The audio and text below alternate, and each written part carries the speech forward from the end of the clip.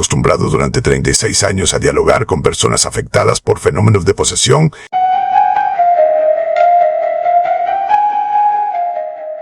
Saludos. Soy exorcista y llevo años enfrentándome a lo que muchos prefieren ignorar. Todo lo que compartiré hoy está respaldado por la obra del padre Gabriele Amorth, un exorcista real cuyos casos fueron rigurosamente documentados y comprobados. Si buscan profundidad, sus libros son la fuente definitiva. Hoy abordaremos la primera parte de un tema de gran interés, el poder de Satanás.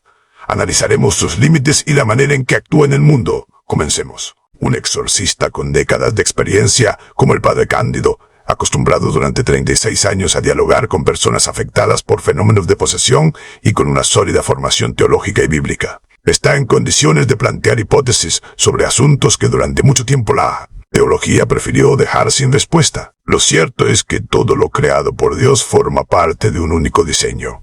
Cada elemento influye sobre el conjunto.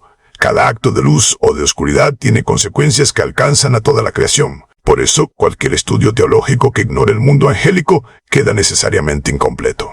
Del mismo modo, una visión de Cristo que no tenga en cuenta la existencia y la acción de Satanás resulta limitada y no permite comprender plenamente el significado de la redención. Volvamos entonces a Cristo, el centro del universo. Todo fue creado por Él y para Él, tanto en los cielos, donde habitan los ángeles, como en la tierra, donde vive la humanidad. Sería hermoso hablar únicamente de Cristo, pero eso significaría ignorar una parte de la realidad que las propias Escrituras revelan. La Biblia habla del reino de Dios, pero también menciona el reino de Satanás. Habla del poder de Dios, creador y señor del universo, pero también del poder de las tinieblas. Habla de los hijos de Dios y de aquellos que siguen un camino contrario a Él. Por eso, resulta imposible comprender la obra redentora de Cristo sin considerar también la acción destructiva y divisora de Satanás. Según esta interpretación, Satanás fue la criatura más perfecta creada por Dios.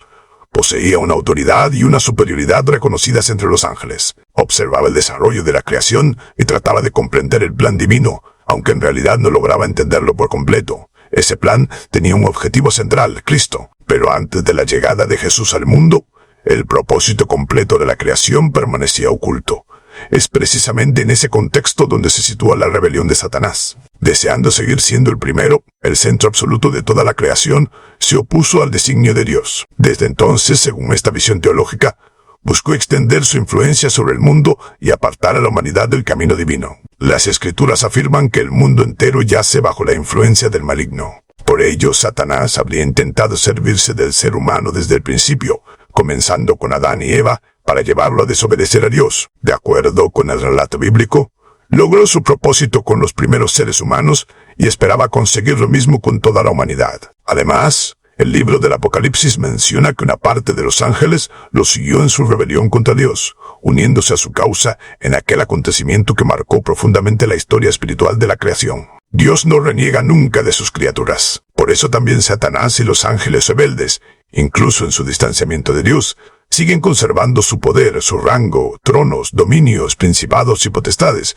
aunque hacen un mal uso de él. No exagera San Agustín al afirmar que, si Dios le dejara las manos libres a Satanás, ninguno de nosotros permanecería con vida. Al no poder matarnos, trata de hacernos sus seguidores, buscando nuestra confrontación con Dios del mismo modo que Él se opuso a Dios. He aquí entonces la obra del Salvador. Jesús vino para deshacer las obras del diablo, según la primera carta de Juan, capítulo 3, versículo 8, para liberar al hombre de la esclavitud de Satanás e instaurar el reino de Dios, después de haber destruido el reino de Satanás. Pero entre la primera venida de Cristo y la parucía, la segunda venida triunfal de Cristo como juez, el demonio intenta atraer hacia él a tanta gente como puede. Es una lucha que lleva a cabo por desesperación, sabiéndose ya derrotado y sabiendo que le queda poco tiempo, como afirma el Apocalipsis. Por eso Pablo nos dice con toda sinceridad que nuestra lucha no es contra la carne y la sangre, sino contra los espíritus del mal,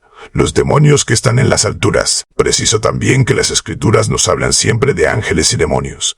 Aquí me refiero en particular a Satanás, como seres espirituales, sí, pero personales, dotados de inteligencia, voluntad, libertad e iniciativa. Se equivocan completamente aquellos teólogos modernos que identifican a Satanás con la idea abstracta del mal. Esto es una auténtica herejía, o sea, que está en abierta contradicción con lo que dice la Biblia, con la patrística y con el magisterio de la Iglesia. Se trata de verdades nunca impugnadas en el pasado, por lo cual carecen de definiciones dogmáticas, salvo la del Cuarto Concilio Lateranense. El diablo, Satanás y los otros demonios fueron por naturaleza creados buenos por Dios, pero se volvieron malos por su culpa. Quien suprime a Satanás suprime también el pecado y deja de entender la obra de Cristo. Que quede claro, Jesús venció a Satanás a través de su sacrificio, pero ya antes lo hizo mediante su enseñanza. Pero si yo expulso a los demonios por el dedo de Dios, es señal de que el reino de Dios ya ha llegado a vosotros. Jesús es el más fuerte que ha atado a Satanás. Lo ha desnudado, ha saqueado su reino, que está a punto de llegar a su fin. Jesús responde a aquellos que le advierten sobre la voluntad de Herodes de matarle. Y decidle a ese zorro, mira, hoy y mañana seguiré curando y echando demonios. Al tercer día Jesús da a los apóstoles el poder de expulsar a los demonios. Luego extiende dicho poder a los 72 discípulos. Y por último se lo confiere a todos los que crean en él. El libro de los Hechos deja testimonio de cómo los apóstoles siguieron expulsando a los demonios después de la venida del Espíritu Santo. Y así continuaron los cristianos. Ya los más antiguos padres de la Iglesia, como Justino e Ireneo, nos exponen con claridad el pensamiento cristiano acerca del demonio y del poder de expulsarlo. Después vendrían otros padres de la Iglesia, entre los cuales destacan Tertuliano y Orígenes. Bastan estos 4 autores para avergonzar a tantos teólogos modernos que prácticamente no creen en el demonio, o simplemente no hablan para nada de él. Mantengan la guardia alta y la fe intacta. Hasta la próxima sesión.